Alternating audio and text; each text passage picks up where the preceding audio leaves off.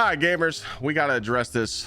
One of my best friends, Mr. Glad, just dropped this video on his YouTube. You should definitely go check it out. Literally pretty much says why he's not going to be doing the epic raid race and how he just pretty much lost touch with playing the game. I mean, this dude, I remember this guy used to do raids with drum sets, Rock Band, and I've watched him do a lot of stuff over the years. I've watched him grow. I've known this guy before he was even partnered, and you know, me and chat were talking about this today of like OGs, you know, me like Slayer Rage, you know, Slayer Rage I used to look up to a lot when I first started streaming, and you know, Tfue and Gabriel and a lot of OGs that just don't really play anymore because they're all saying the same thing. Listening to Glad's video here, there's actually a tweet on his Twitter, and we're pretty much just going to go through it. I'm going to tell you how I feel, showing that a voice needs to be heard. You know, Bungie should be listening because they have no clue what the hell's going on. They're so out of touch. And after I talk about Glad's video and pretty much talk about what this summary is about, I'm going to actually show you some stuff that's been on Twitter today. DMG is arguing with, I wouldn't call it arguing, but he's going back and forth with Cheese Forever because there's some stuff, but we'll get to that. Anyways, Glad is here saying that he dropped out of the contest day one raid race last minute. He actually told Sweat this at my wedding that he wasn't going to play. I think he told him then. He might have told him a day after. He doesn't want to do it because he doesn't want to feel forced. And pretty much if you're playing a raid, especially on a day one, and you feel like you're just forced to be there for your team, could throw the team out of sync. That's kind of how I felt. I had two of the people that I did the day one raid with on Desert Perpetual. I pretty much knew they weren't going to be returning to my team. So I was like, okay, I got four. But then my third teammate, he's a husband. He's got a job. He's got a 5K marathon coming up. And he was like, hey, I want to do that. So I'm like, totally understand. It's not a new raid. And a couple of people hit me up and they were interested in joining, and then a couple of people backed out last second because they're like, oh, I thought I could get work off, but I can't, you know. And it just got to the point where I'm like, you know what, I'm just gonna wait. So like I said, I'm just gonna plan on chilling, watching people do the raid race, and when friends finish, I'm just gonna, you know, have people join up, and then I'll have a team. But I'm not really stressed because it's not a new raid, so I don't agree with all the shit that they're adding to it anyways. I think they're so out of touch with all this not swap stuff, and this is the stuff that I want to talk about. Glad saying here that, you know, world's first races were the only thing left in the game that excited him, and now it's just not exciting anymore. And it's not even about the not swap or anything. He just says the decision has many layers. Interest in the game, pretty much saying how, you know, we went from a shitty seasonal model to a portal activity that just forces you to know life the game and play it over and over and over and over and doing the same stuff over and over and over and over. But also, as you're leveling up, you also have to practice, and that's what he's saying there in this first paragraph. He's like, it's 6-man player events. You got to practice with your team. You got to stay up to date, who's role, who's doing what. And when you just don't do that, you don't feel like you're included or putting the same effort in as your teammates. And you know, that's kind of what I'm running into right now. You know, me, I used to have, you know, my core 6 to 10 players that would always just know life this game, and even if they didn't play right now, when there was a raid coming out, they would hop on, they would get all the meta stuff, they'd be like, hey, I'm ready to play. But I don't even have that no more, so it's like I have to pretty much rebuild like Sweat and Glad did. Sweat and Glad bounced off Redeem, and they're like, hey, we're gonna make our new team. I got to do the same thing, so I'm gonna be doing the same thing for the next upcoming raid next year. I'm gonna form a new team, and I'm gonna find people that actually, you know, grind the game. Be on the lookout for that. The power grind's boring. You know, the portal system needs mad work, and the loot system isn't worth it because you're just like, man, I'd only need to get tier 5 loot, and you need to increase your power so much more, and you need to grind for B pluses. And after Solstice went away, we were just like, dude, what do we do now? And I know you guys are probably like, well, why are you still grinding it? I'm just playing to play, and I'm being here as a voice of reason. I said this earlier in stream. If the people that complain just disappear, the only people that are left are the people that glaze the game. So we got to stay here too, and I'm not leaving. So the fun factor gets turned off when you're just doing the same stuff over and over and over, especially a guy like Glad where he plays so much variety and he plays whatever he wants. He's literally a 1% streamer. You know, there's only 1% of streamers in the world that can play whatever the game they want and just still have that viewership. You know, Astacross is another one. It's just, they're unicorns. So when they come to play a game that they always truly loved, when Glad's not having fun, he just finds it boring. Then he goes into the no backbone, the no confidence direction in the game. They just say in the twid, hey, you know, we'll see how it goes. Hey, there'll be an update in 2 weeks. Hey, we're listening. Wait a minute, we're going to bring it back. Wait, we thought that was a good idea, but we're going to backpedal. So really, they're not changing anything. They just thought they were going to throw a good idea at you guys and then turn it backwards and go, all right, we're not going to do that. So if they would have leaded with another, after they backpedaled, if they would have said, well, this is a solution, then that makes sense. But why do you think that they just released their twid? Why do you think all this garbage in this TWID is going to be implemented in October 14th. They wanted you to give their feedback today so they know what to change before the 14th. Some of the stuff that they put in this TWID, they're going to be like, all right, we see your feedback. We're not going to do that on October 14th. That is no backbone. All the stuff that's in that TWID that says it's coming October 14th for the portal changes, for the loot grind, for the primes, for the +2s, the +3s. I don't even know where we're at now. +4s. You know what I mean? Just hit the button now. Just flip it now. If they implement it in the game tomorrow, you could be like, okay, Bungie, we're playing on your new idea. We don't like this. Fix it. Then they can just fix it. Why is Bungie just saying we're listening or we'll see how it goes? So again, that's another thing to where it's hard for people to keep up like that. And then we're going into the date changes. You know, that's personally what hurt my team the most, was they kept changing the raid date. We thought that it was going to be on my wedding, because my wedding was September 19th and it was the 20th. I literally thought, I said this, I'm like, chat, it's going to release on my wedding, but it didn't. They released it the Saturday after. So I'm like, okay, I'm going to be at the wedding. I can't raid. And then boom, last minute, after everybody put in their vacation time and scheduled to have the 20th off work, Bungie says, oh, hey, just kidding. We're going to switch it to the 27th. So all those people that took off work on the 20th couldn't switch their vacation time to the 27th. But hey, the people that got no jobs and those little rats that live in mom's basement, they're good to go raid. So they don't care. They're on Twitter like, oh, it's okay. Me and my team are just ready to go. We're practicing 40 hours a week. We're ready to get that belt. When you got to get a big boy job, you can't do that. And that's what I ran into as well. People couldn't get off work. Nothing you could do. Stuff like that. It's tough. And again, he talked about the belts, having a belt for a re-clear raid. What happened to the belts in Prestige? Man, I wish they would have done that though, because I always bring this up, but if they would have done a Prestige belt, I could have at least tasted it, because I was in first for the Prestige Eater of Worlds, and we got error coded out of first. Giggs got the dub, so he deserves it. But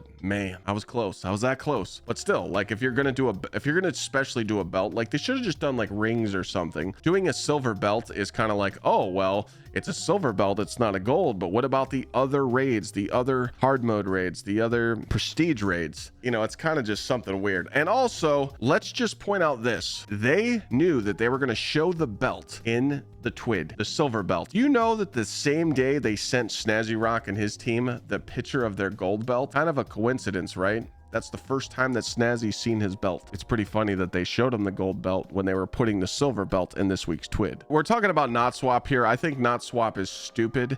People have to understand that Bungie openly admitted that day one of Desert Perpetual, that contest mode was overtuned, and they didn't say shit. We sat there and suffered with major ammo issues, major bugs, a final stand. You know that final stand of the final boss has more health than Rulk, a full bar? You have to do that much damage in that amount of time, and it was bugged. It was like -60 when it shouldn't have been. Of course, we're gonna have to loadout swap to save our loadouts and fry damage. So what I'm thinking is they're implementing not swap on this raid because it's gonna be easy. We're gonna know right away. As soon as a fire team gets to a first boss, you watch any raid team. Let's just say they get to Hobgoblin, the very first boss. We're watching a team do the Hobgoblin fight. If their first damage phase, they put the Hobgoblin to under half health or half, you already know it's GG, game over, because those bosses should be 3-phased on contest mode. So we're gonna see how overtuned the stuff actually was. I don't know why Bungie gets so upset about like loadout swapping. You can do it just as fast on a controller. Yeah, they shouldn't have came out with those words. They literally said before Desert Perpetual launched, they're like, we don't want you in your menus. We don't want you menu gaming. So we're going to design this raid. That's their fault. It's their fault that we went from a bugged Thunderlord meta to an Outbreak meta. And now we're just using Augur's Finality. Everyone's going to be on Peacekeeper Titans, Augur's Finality, GG. You're going to have a 3-shot golden gun on Tractor Cannon, and you're going to have 1 Warlock on Boots the Assembler. There is no meta. So not swap doesn't change anything. And then we're going into the conversation of, would D3 have made it sooner? You know, would D3 have made it a better choice? And in 2019, they asked him and multiple creators. So in 2019, the idea was there to make a D3, and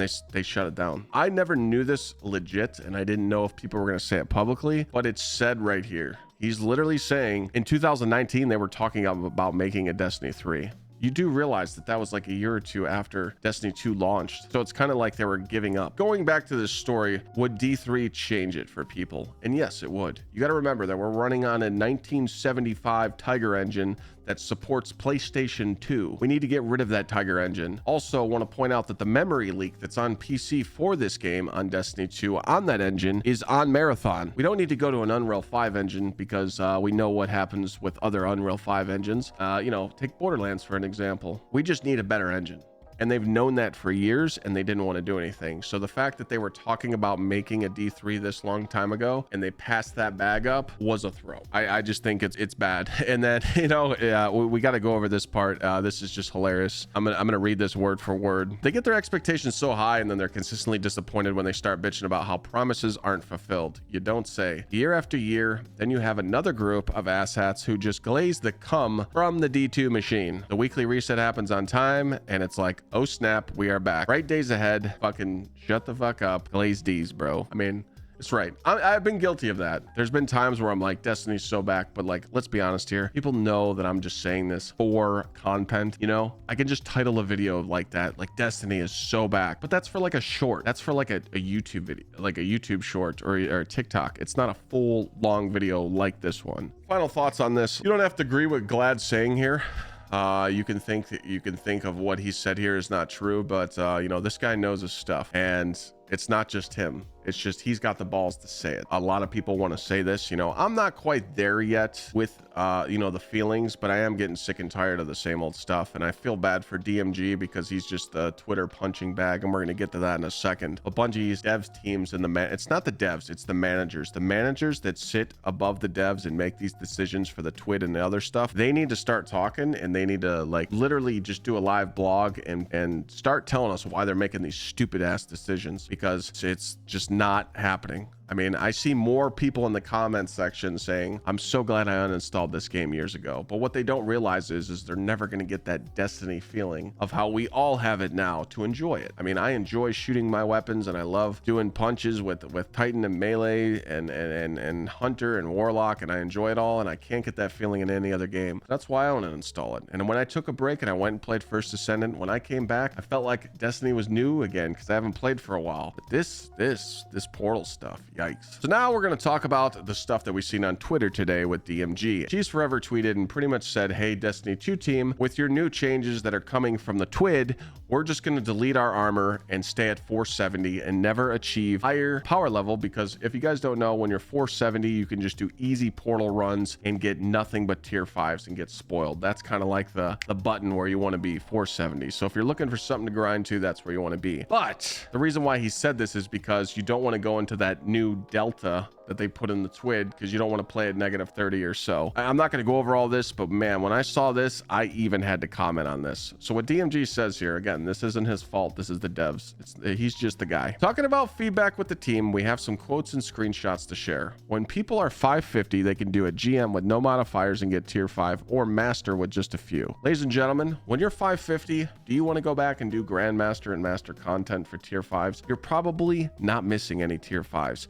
So this is what I'm talking about. This is so out of touch. It's so bad. It's such a really bad idea. Like, that's not what we should be focusing on. You should be, and this is what I said here, at 550, what's the point of grinding anymore? Especially GM or master content, the community needs to have fun while grinding to 550. Replayability is at an all-time low. Casuals don't care about 550. And this is true. You should be enjoying. Every time you go up 5-10 power levels or you get to that next juice, you should feel rewarded, but you don't. And that's the problem. But they're thinking ideas, and they said talking through the feedback with the team. No. So someone suggested this, or I don't know who came up with this, but yeah, it's cooked. Closing statements, you do have to realize that they are trying. Nowadays, when you're at your job, at your position, there's a reason why you have that job, is because you are supposed to be qualified and good for that job. When you have balls and you have confidence and you're making a video game, you should know what your player base wants. You shouldn't go, hey guys, we're going to make the game better, but we're waiting on you to tell us the next good idea. That's exactly what Bungie's doing. And also, if Sony was to step in, they don't know what Destiny players want, so they would just ruin the game even more. I think we just got to sit tight, ride this out, see what happens. But you know, I just wanted to address this because Glad's my homie, and just to show you that it actually means a lot when someone like that just gets tired of it and just says, hey man, I'm over it. So hopefully they could suck it up, get it together. Renegades might save us, right? I'm kidding. I'm not even gonna pitch that to you. Thanks for watching. Don't forget to sub. I'll see you in the next one.